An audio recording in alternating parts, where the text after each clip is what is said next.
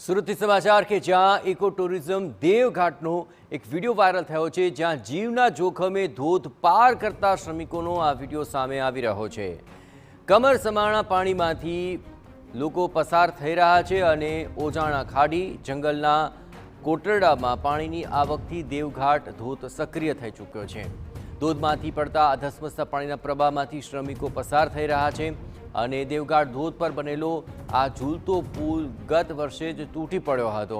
તૂટેલા પુલની જગ્યાએ જ શ્રમિકો હવે આ જોખમ ખેડી રહ્યા છે। મોટી સંખ્યામાં સહેલાણીઓ અહીં દેવઘાટ ધોધ પાસે ઉમટતા હોય છે।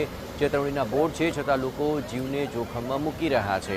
તંત્રની વાત ન માની લોકો મનમાની કરી રહ્યા છે। જો કોઈ દુર્ઘટના સર્જાય તો જવાબદાર કોણ? પુલની યોગ્ય વ્યવસ્થા કેમ નહીં તે પણ એક મોટો સવાલ છે।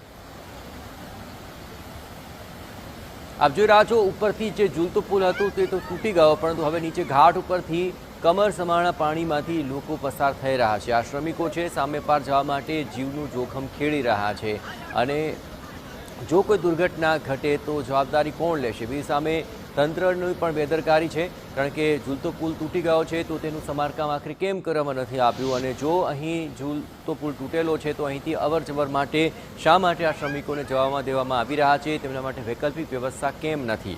અને જો ખાલી સૂચના બોર્ડ લગાવી દેવાથી જ પરિસ્થિતિ સુધરી જતી હોત તો આ દ્રશ્યો સામે ન આવ્યા હોત। લોકો એ સૂચના બોર્ડને પણ અવગણી રહ્યા છે અને જીવના જોખમે અહીંથી પસાર થઈ રહ્યા છે। કમર સુધીના પાણી છે, ધસમસતું પાણી છે અને આ ભારે વરસાદને કારણે દેવઘાટ ધોધ પણ અત્યારે સક્રિય થઈ ચૂક્યો છે। એ તબક્કે આ વહેતા ધસમસતા પ્રવાહમાંથી પસાર થવું ઘણું જ જીવલેણ સાબિત થઈ શકે છે।